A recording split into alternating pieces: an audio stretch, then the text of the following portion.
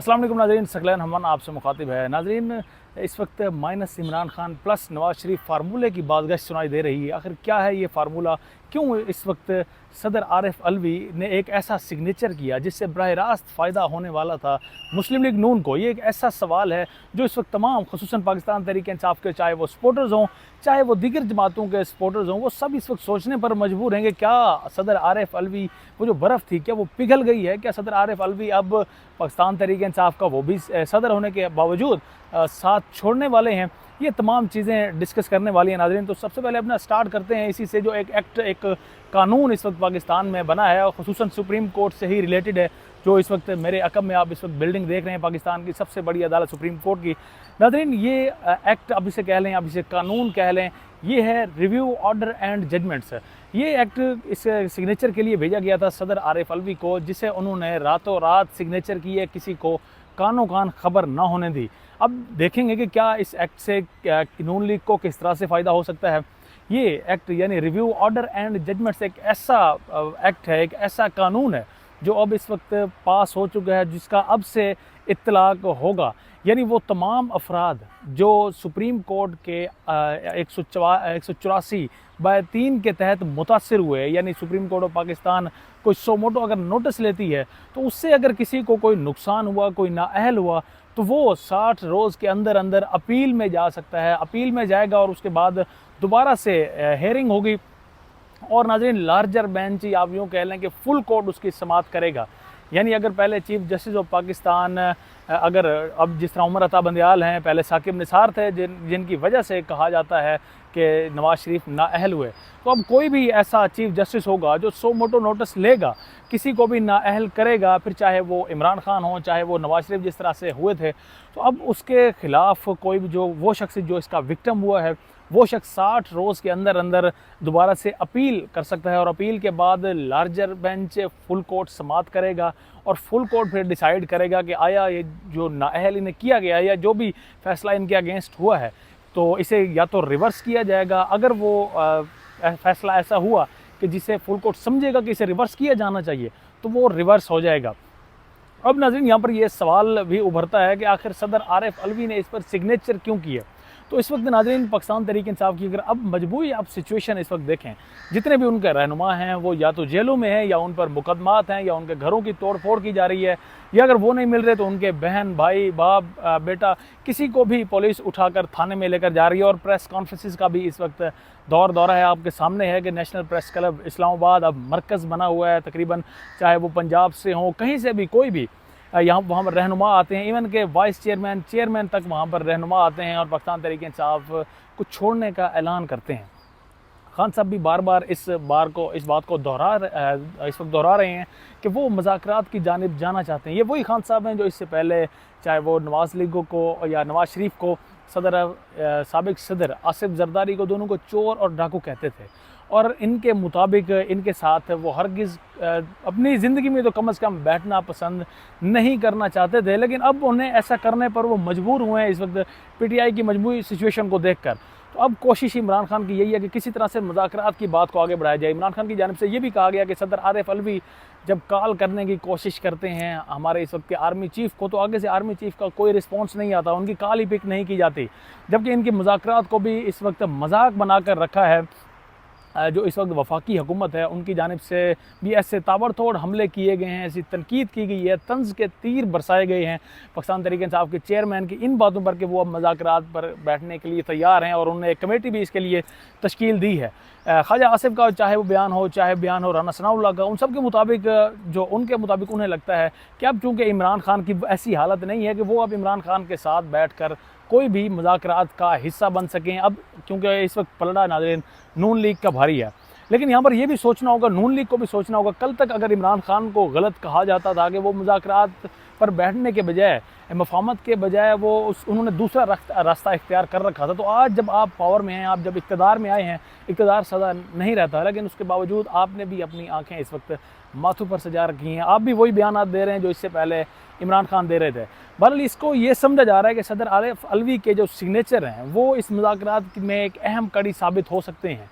ये भी मुमकिन है, ऐन मुमकिन है कि जहांगीर तरीन और नवाज़ शरीफ, जिनकी नाअहली जो इससे पहले नाअहल हो चुके हैं उनको नाअहली से अब इस एक्ट के तहत उनकी नाअहली का प्रोसेस को रिवर्स किया जाएगा, फुल कोर्ट बनाया जाएगा और उस प्रोसेस को देख के शायद दोबारा से नवाज शरीफ अहल हों, पाकिस्तान में दोबारा आपको सियासत में नज़र आएँ।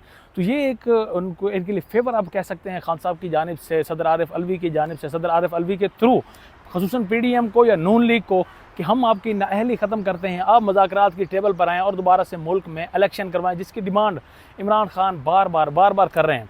अब नाज़रीन, यहाँ इस एक्ट के पास होने के बाद review of order and judgements act एक्ट जो इस वक्त कानून पास हुआ है, इसके बाद अब अगला सवाल है कि नवाज शरीफ की जो ताहयात नाअहली थी और जहांगीर तरीन की नाअहली थी, क्या ये प्रोसेस भी रिवर्स होगा? इन्हें भी, इनकी भी अपीलें हैं, दोबारा से ये अपील का प्रोसेस इन्हें मिलेगा, अपील का हक़ इन्हें मिलेगा? क्योंकि इनको नाअहल हुए तो नाज़रीन तकरीबन काफ़ी अरसा हो चुका है और ये एक्ट तो कल 29 मई को पास हो रहा है, पेश हुआ है और उसके बाद मंजूर ये एक्ट या ये कानून बना है। तो इसमें नाज़रीन ये अब कहा जा रहा है कि चूँकि कल से ये एक्ट मंजूर हुआ है तो इसमें अब वो तमाम अफराद जो इससे पहले 184(3) के तहत सुमोटो नोटिस के तहत जिन्हें नाअहल हुए, अब वो इसमें अपील का हक़ रखते हैं, वो अपील कर सकेंगे, 60 रोज़ के अंदर अंदर ही अपील कर सकेंगे।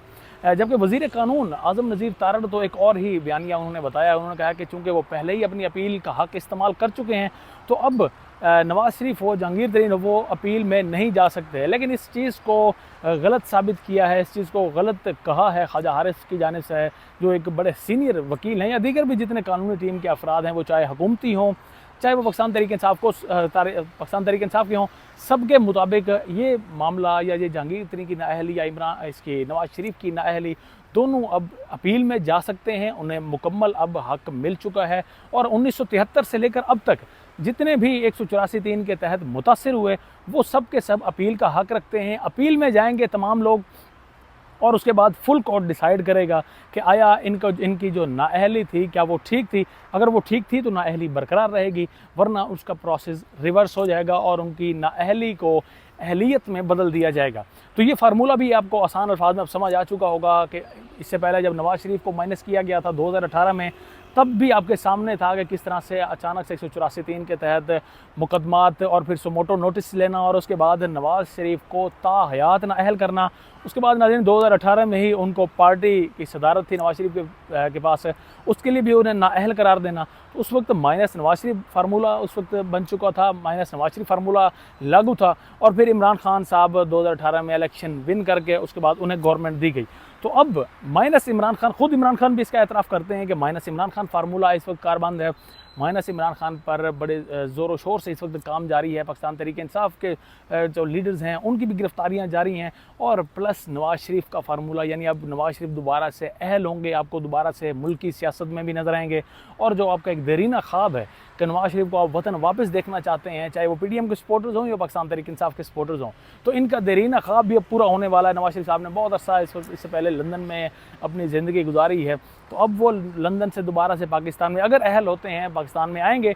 और ये भी कहा जा रहा है नाज़रीन कि नवाज शरीफ को की नाअहली को अहलियत में बदलने के लिए ये सारा मामला था, ये सारी PDM की गवर्नमेंट ही अता करने का, नवाजने का मकसद ही यही था कि जहांगीर तरीन और नवाज शरीफ को अहल किया जाए, उन्हें दोबारा से पाकिस्तान में इस वक्त मुल्क की सियासत में उन्हें शामिल किया जाए।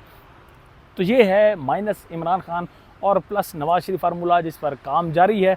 PTI की जानिब से भी कोशिशें जारी हैं कि मुज़ाकरात किए जाएँ, मुज़ाकरात जारी रहने चाहिए।